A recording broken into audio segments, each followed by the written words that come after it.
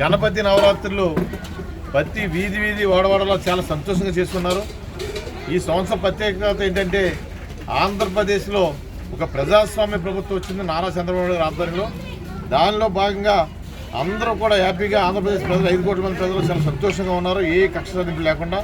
దానిలో మొదటగా వచ్చే మన వినాయక చవితి పండగ చాలా అద్భుతంగా చాలా ఆనందంగా రాబోయే రోజుల్లో ఆంధ్రప్రదేశ్ ప్రధానికంతా ఈ భారతదేశం చాలా చక్కగా ఉండాలని చెప్పి కార్యక్రమం చేస్తున్నారు. ఈరోజు అన్న సంతర్పణ భీమవరం పట్టణం అంతా జరుగుతుంది. అటు పులపతి రామాంజలి గారు పక్కన తిరుగుతున్నారు, పక్కన నేను కూడా తిరుగుతున్నాను. ఈరోజు ఇక్కడ 18వ వార్షికోత్సవం చేసుకుంటా గణపతి యువజన సంఘం మన రజక యువజన సంఘం ఆధ్వర్యంలో జరుగుతుంది సతీష్ణ కాలేజ్ పక్కనే. మరి వీళ్ళందరూ కూడా ఆ భగవంతుడి యొక్క మరి ఆశీస్సులు అందరికీ ఉండాలి, ఈ ప్రాంతం అందరికి ఉండాలి, ఆయుర్వేదం ఉండాలి.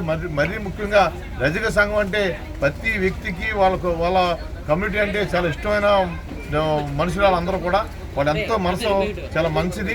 వాళ్ళకి దేవుడు ఆరోగ్యం ఎప్పుడు ఇవ్వాలని చెప్పి ఆ భగవంతుడు ఆశీస్సు ఉండాలని చెప్పి తెలియజేసుకుంటూ భీమవరం నియోజకవర్గాన్ని భీమవరం పట్టణాన్ని ఎల్లవేళ గణపతి మరి ఆయన ఆశీస్సులు ప్రజలకు ఉండాలని చెప్పి సందర్భంగా తెలియజేస్తున్నారు.